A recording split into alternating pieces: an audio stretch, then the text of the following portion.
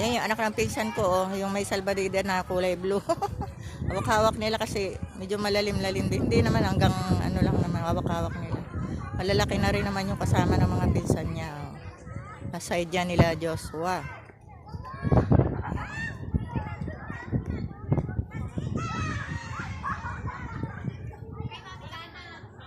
Ayan, dito naman kami nag-i-stay.